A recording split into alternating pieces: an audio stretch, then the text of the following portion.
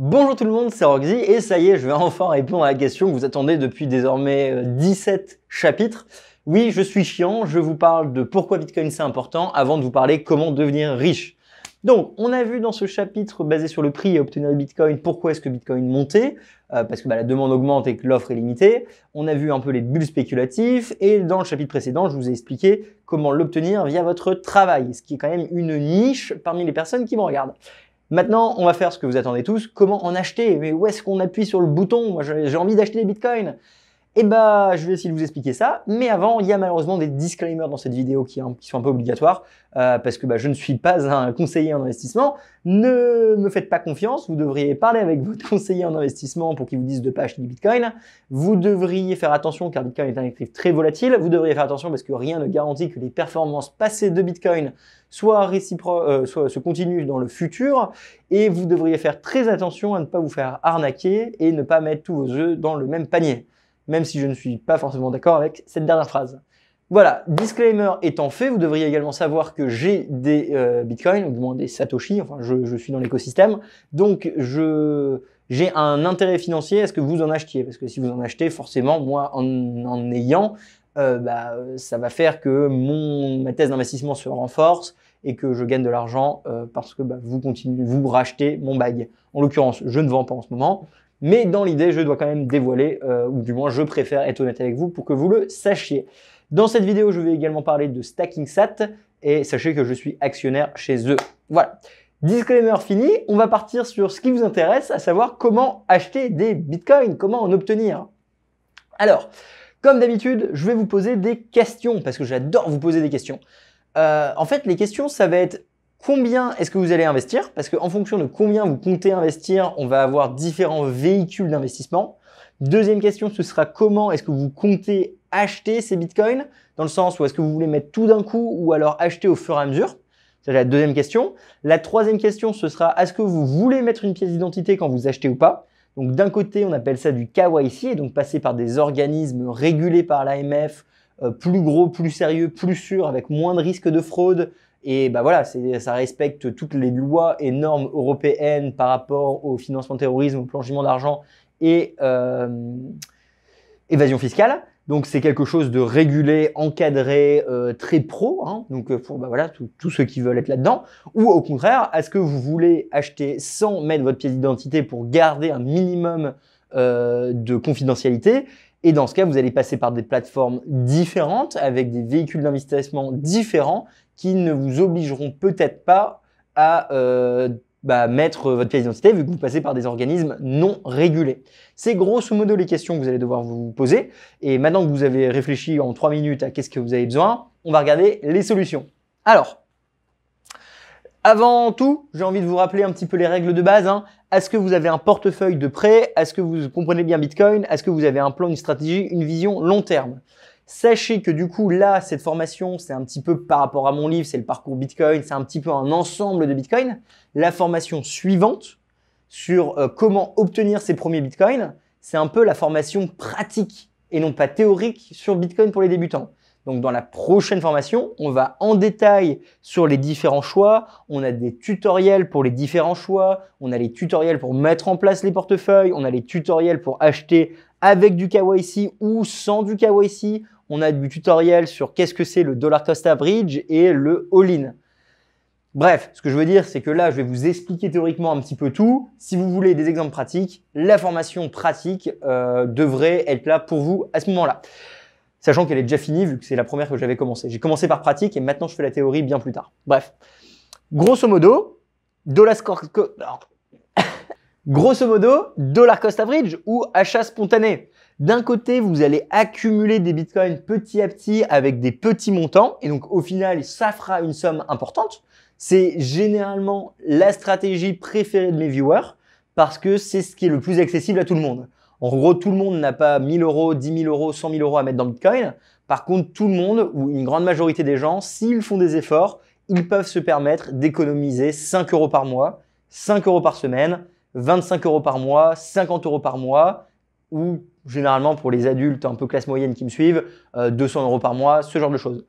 Grosso modo, peu importe combien vous avez envie de mettre dans Bitcoin, vous pouvez imaginer un budget mensuel, par semaine même, qui va vous permettre de petit à petit accumuler des satoshis.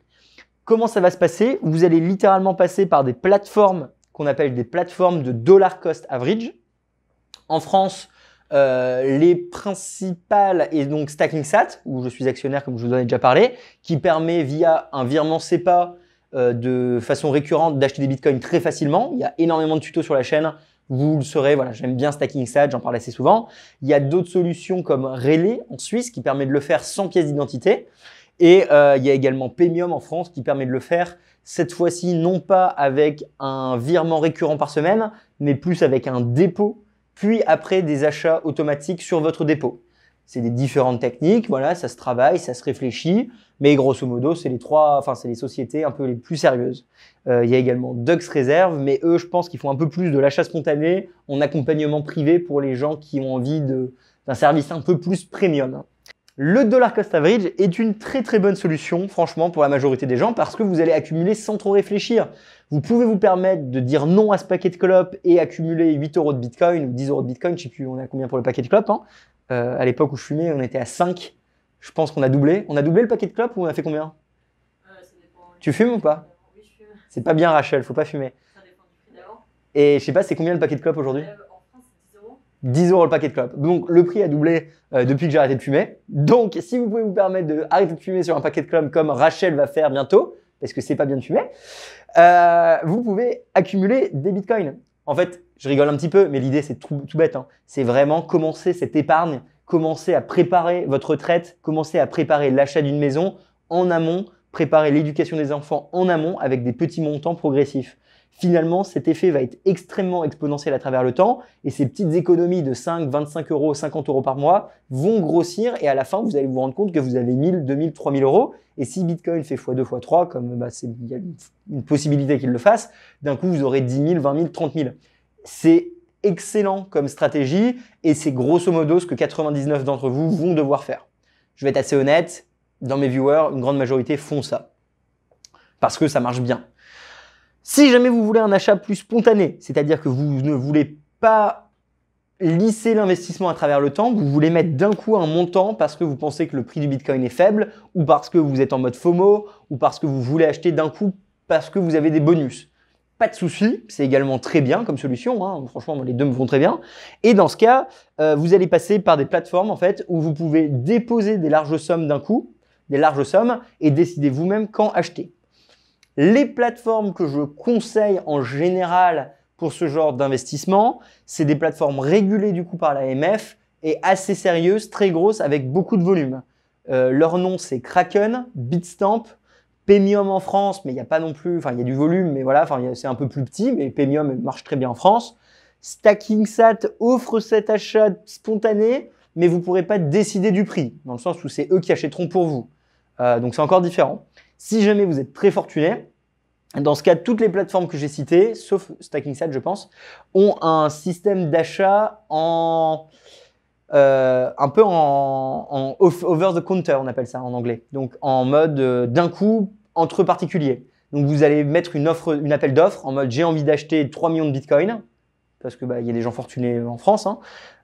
Et d'un coup, l'échange va créer le marché pour vous. Vous trouvez 3 millions et donc l'acheter. Ça permet d'avoir un prix garanti, ça permet d'éviter les ordres trop d'un coup, ça permet de passer par un service un peu plus pro sans faire de la manipulation de prix. Bon, avec 3 millions, réalistiquement, vous n'avez pas manipulé le prix, mais dans tous les cas, pour ce genre de quantité d'offres, les plateformes ont des services dédiés pour les gros portefeuilles. Je préfère le dire vu que c'est une formation un peu théorique générale. Voilà.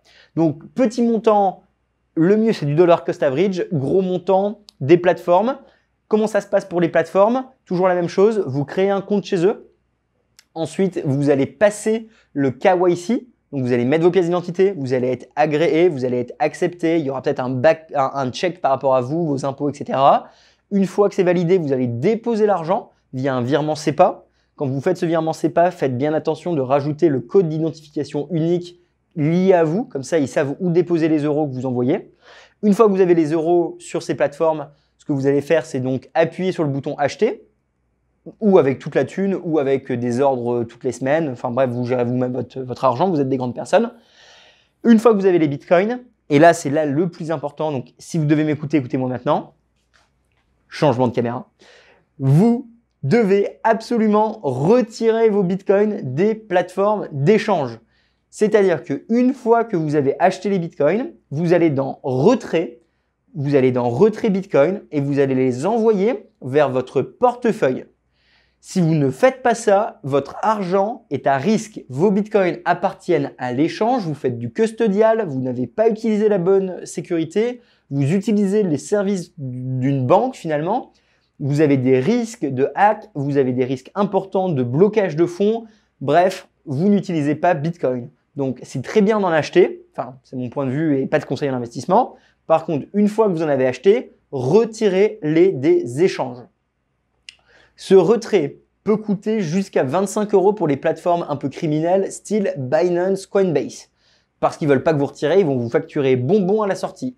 Donc, ce que vous faites, c'est qu'une fois que vous avez fini d'acheter, vous faites un retrait vers votre portefeuille. Si vous avez peur, vous faites 2 retraits. Un premier retrait d'un plus petit montant qui t'a payé 2 fois 25 €, c'est pas grave, au moins vous avez la conscience tranquille. Vous retirez l'argent sur votre portefeuille, vous testez vos backups de portefeuille et quand vous êtes serein avec votre sécurité et le retrait, vous faites le retrait plus conséquent d'un coup. Ne laissez pas d'argent sur les plateformes. Des plateformes plus honnêtes comme Kraken, Bitstamp vont vous permettre des retraits un petit peu moins chers, mais c'est toujours cher, donc 5 €, enfin peut-être 15 € par exemple, 10 €. Voilà. Paymium permet un retrait à 0 €. Donc c'est une plateforme française qui lui fait le retrait à 0 €, un retrait par jour. Ou alors des plateformes comme StackingSat, elles proposent directement le retrait automatique à chaque achat vers votre portefeuille. Donc ça c'est très très bien. Et dans ce cas ils le font pour quelques centimes, donc 0,10 centimes, 0,20 centimes, grosso modo les frais des mineurs. Donc, n'oubliez pas, une fois que vous avez acheté dans des plateformes régulées, vous retirez votre argent immédiatement ou le plus vite possible. Ok, j'ai fini de vous embêter avec retirer votre argent des échanges parce que je vais vous le dire systématiquement. N'oubliez pas votre clé, pas vos bitcoins. Si l'argent est dans une banque, une plateforme d'échange, vous n'utilisez pas Bitcoin, vous n'êtes pas révolutionnaire, vous êtes simplement quelqu'un qui a voulu spéculer sur le prix. Dans ce cas, pourquoi vous passez par des contrats? Bonne question. Mais grosso modo, retirer des plateformes d'échange. Ça, c'est vraiment les plateformes d'échange régulées KYC que j'ai citées, hein, donc pour le blanchiment d'argent, financement de terrorisme et évasion fiscale. Le KYC, j'ai quand même envie de vous dire que ça sert pas à grand chose. C'est des normes et des lois qui sont faites pour créer un système de contrôle de masse. Réalistiquement, ce sont les banques qui font le blanchiment d'argent. On l'a encore vu avec les Panama Papers et les Pandora Papers. Ce sont des centaines de milliards, limite des trilliards qui sont blanchis par les banques. À ce stade, c'est mafieux, c'est des arrangements entre eux. Les bitcoiners, en fait, la quantité d'argent utilisée par les criminels entre le dollar et Bitcoin, c'est deux échelles différentes. Bitcoin, ça va être 0,01% de la quantité utilisée de façon illégale par le système traditionnel. En plus de ça, si on regarde quel pourcentage de l'activité Bitcoin est utilisé par les criminels, on arrive encore une fois à des 0, et des brouettes. Réalistiquement, en fait, le KYC, ça permet de créer des énormes bases de données de pièces d'identité qui seront néfastes à votre vie privée et à la sécurité nationale plus tard. Ça permet de créer un contrôle de masse et de tracer les transactions Bitcoin qui étaient à la base pseudo-anonymes et qui pourraient devenir potentiellement plus du tout anonymes. Et ça permet également de se faire une sorte de possible analyse de la blockchain Bitcoin pour contrôler toutes les adresses et ainsi créer un système d'adresses vertes, adresses vertes, adresses rouges. Les adresses rouges étant illégales, les adresses vertes étant légales. En fait, ça permet de détruire indirectement Bitcoin par les portes d'entrée et sortie des échanges. Sachant que tout ça ne sert à rien parce que dans tous les cas, comme on l'a vu dans le chapitre précédent et dans d'autres chapitres, Bitcoin ne peut pas être arrêté d'un point de vue protocolaire. Et surtout, il y a un marché parallèle qui s'est déjà développé et qui existe, qui est un marché en pair à pair. Donc, comme pour Bitcoin, je t'envoie les Bitcoins, je reçois les Bitcoins, il n'y a pas d'intermédiaire de confiance et personne ne peut arrêter cette transaction. Imaginons, je te donne des Bitcoins, tu me donnes de l'argent, des euros par exemple ou des dollars, et personne ne peut arrêter cette transaction. Vu que c'est fait en direct ou alors via des virements SEPA dans ton compte bancaire, etc. C'est légal hein, à certaines échelles. Alors là, avec des guillemets, contactez votre avocat. Donc en gros, vous ne pouvez pas faire du volume parce que vous serez considéré comme un vendeur de Bitcoin officiel. Et dans ce cas, vous rentrez dans les normes de l'AMF et vous devez avoir le PSAN, le PSAN, qui est en gros l'autorisation d'exercer le métier de courtier Bitcoin crypto en France et en Europe. Encore une fois, page juridique, si vous avez des questions juridiques, c'est assez touchy comme sujet. Je ne suis pas avocat fiscaliste, je ne suis même pas avocat tout court. Par contre, du coup, vous pouvez acheter des bitcoins en pair à pair. Les solutions pour acheter des bitcoins, du coup, sans passer par un système de KYC sont les suivantes.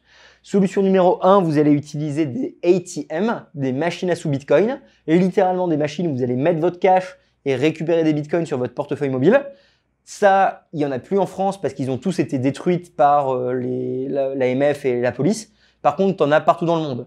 Donc, littéralement, au Venezuela, au Salvador, il y en a 1500, non, il y en a 700 et ils en prévoient 1500 de plus et ils en créent tous les jours.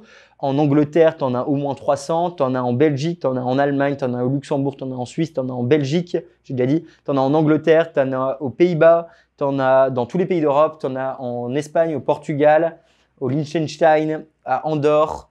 Bref, en gros, il y en a partout. Donc, il suffit de passer la frontière pour pouvoir utiliser un service qui est mondialement démocratisé. Le nombre de ATM Bitcoin est en croissance exponentielle. Et à part la France, littéralement, dans toutes les villes du monde, vous pourrez en trouver un. Pourquoi est-ce qu'en France, il n'y en a pas? Pour la même raison qu'on est à la ramasse. Mais ça, c'est pour une autre vidéo. Les ATM, ça marche très bien. Hein. Donc, il y a une vidéo tuto dans la vidéo Samouraï où je vous montre comment ça marche. Mais littéralement, vous mettez le cash et vous récupérez les bitcoins. Ou alors, vous mettez les bitcoins et vous récupérez du cash. Tout simple. La deuxième solution, ce sera de l'achat avec des particuliers. Dans ce cas, il y a des plateformes de mise en relation de particuliers pour de la vente de bitcoin entre nous. Local Bitcoin, ce genre de chat. Après, vous sur Internet, vous chercherez. Hein. Je ne suis pas votre père. Par rapport aux ATM, CoinRadar est le site qui les recense tous. Donc, vous allez sur CoinRadar et vous aurez l'ATM le plus proche de chez vous. Les plateformes en pair à pair. Et après, enfin, il y a les plateformes de pair à pair digitales. Donc là, ça s'appelle Bisq. Il y a un tutoriel sur la chaîne créé par John Unchained. Merci à toi, John, qui vous explique comment ça marche. Et l'idée, c'est simple, c'est une place de marché digitale pour vendre des bitcoins. Et là, dans ce cas, voilà, vous allez faire des virements SEPA pour récupérer l'argent, ou alors vous ferez des transferts de crypto en crypto, etc. Donc, il y a énormément de possibilités. C'est à vous de faire la démarche. Sachez qu'il y a un premium quand vous achetez en non KYC comparé au KYC, parce que finalement, vous payez pour votre vie privée. Et sachez que pour l'instant, c'est légal. Peut-être que quand vous regarderez cette vidéo, c'est plus légal. Donc, contactez un avocat ou faites vos propres recherches. Pareil, le Discord est ouvert pour vous accompagner si besoin, sachant que nous ne favorisons absolument pas les activités illégales ou criminelles ou blanchiment d'argent. Vous serez tracé, vous serez retrouvé parce que les autorités du marché ne sont pas connes. Et à un moment ou à un autre, vous allez être pris. Et si ce que vous faites est criminel, vous irez en prison. Donc voilà, sachez que ce n'est pas le but de Découvre Bitcoin de promouvoir ce genre d'activité. Nous, ce qu'on essaie de promouvoir, c'est simplement que la vie privée est un aspect fondamental de la civilisation et que sans vie privée, il n'y a pas de civilisation libre, il n'y a pas de liberté. Et sans liberté, c'est une dystopie, c'est une dictature, c'est un régime autoritaire. C'est un régime finalement qui ne permet pas l'expression, qui ne permet pas le rassemblement, la diversification des idées et donc l'évolution de notre civilisation vers le bien commun. Car au contraire, le bien est limité aux pensées et aux visions des personnes au pouvoir. Et j'appelle ça du statisme et je ne pense pas que ça soit le bon chemin à prendre pour nos enfants. Donc ne faites pas de choses illégales, je ne vous encourage pas à le faire, faites très attention. Par contre, la vie privée est un droit fondamental humain, ne l'oubliez jamais. Voilà, et c'est pas parce qu'on est pro-vie privée qu'on va pas payer des impôts, hein, parce que dans tous les cas, vous devrez payer des impôts. Alors là, c'est dans les sections plus juridiques du site internet, mais sachez qu'en France, dans tous les cas, si vous revendez, peu importe que ça soit sans KYC ou en KYC, vous allez devoir payer des impôts sur votre revente. Et en France, pour les particuliers, à l'heure d'aujourd'hui, sans que je sois un avocat fiscaliste, on est sur 30% en flat tax.